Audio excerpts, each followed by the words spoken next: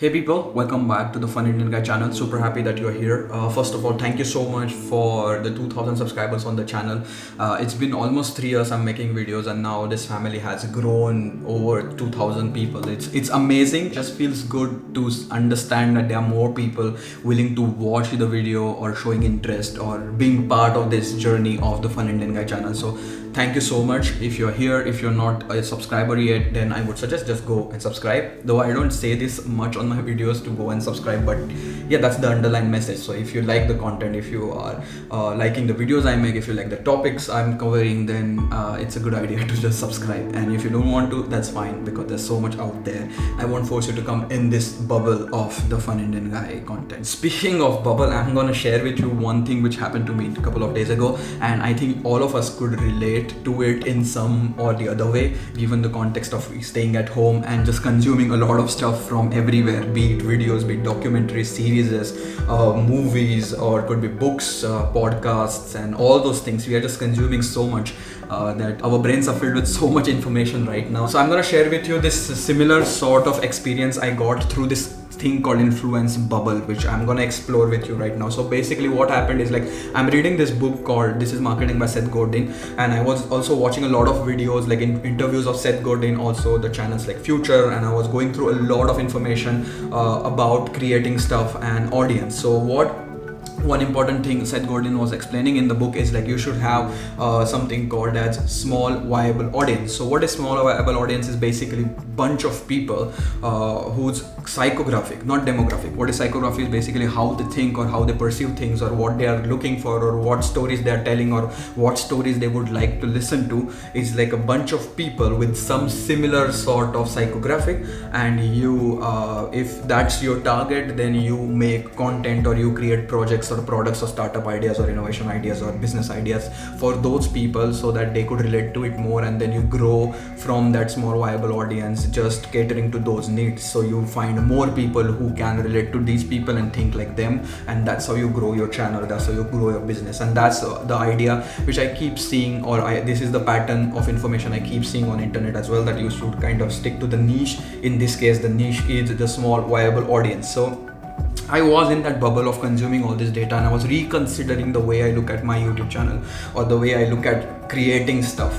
And then I was making a lot of plans about just sticking to one kind of video and going in that direction. And out of that thought and out of the whole influence I was getting from all around, because I was constantly consuming similar type of content, I created a script for my next video, which was supposed to be this video. So basically I was writing that script, and I wrote the whole episode, and I also shared it with Prachi, and we also talked about it at that time. And the name of that article or the name of that video was going to be Let's Talk About Your Tree. And I will explain it to you what was the basis of this idea of this video, which was basically using the metaphor of tree and trying to apply it in different projects or different life projects we are doing. So I wrote that whole idea, and then it was done out of the influence bubble of this is marketing or that kind of ideology.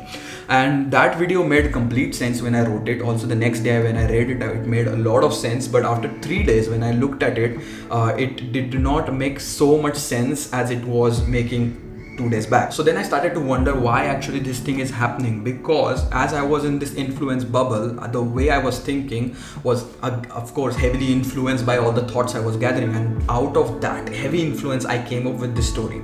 And as now I stepped back from the topic, I did not consume so much data or so much content on that background or that domain. Now that I read this, it doesn't make so much sense, because now the context with which I'm thinking is completely changed. Then I asked myself, like, whether that thought which I got 3 days back is the authentic thought or the one which I'm having right now. So the conclusion out of this whole experience which I came up with was basically, because of this whole influence, we are in this bubble, and it's always a good idea before taking any decisions to come out of bubble and then rethink what we were thinking before, because of the influence you will tend to think in a certain way, and then all the consumption you are doing will support the thinking. But then when you take a step back and just be with yourself and try to think about the same topic, then you will realize that how much of the information which you were thinking about or creating makes sense even out of the bubble. And that is the sort of the information you should hold on to, because that's the more convincing for you even outside the influence bubble. And this I've seen in my example a lot of times, that I got influenced and I made some certain videos back in the day, and those are the videos which have higher cringe index. So basically, if you come out of bubble and then create something,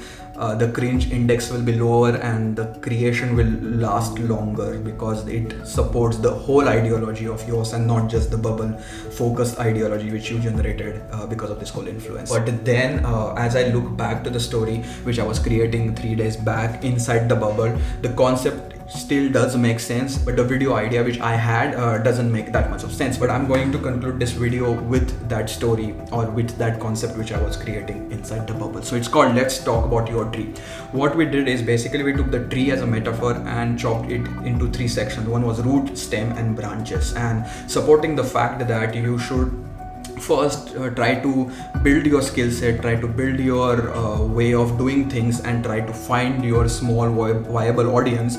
That was like a root phase of any of the projects you are trying to do. So basically you understand who is your SVA, which is a small viable audience, who is going to be a target, what kind of projects you're gonna do, and what kind of skill set you're gonna need. You enhance that, you understand that, and that's basically your root phase, and that's the phase where you practice all the skill set.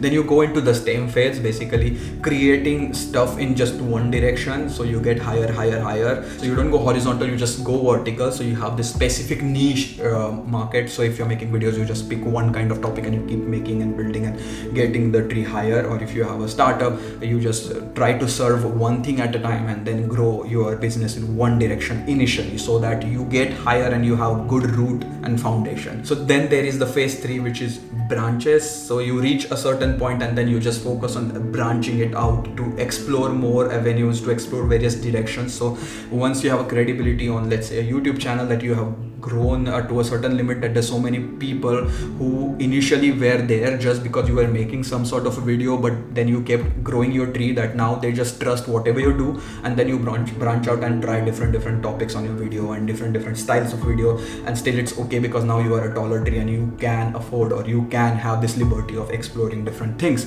And if you're a business, then you start with one offering and then you grow till a certain end, and then you branch out. For example, Amazon started with, it had the roots of the people and all the technology in place, and then they made the stem of selling books, and then they replicated the whole same ideology in different sectors and started selling stuff online. So this example you could apply to your creation, content creation, you could apply it to your personal projects, you could apply it to your career, you could apply it to business ideas and startups. And that was the concept which I wanted to talk about, which I created in the influence bubble.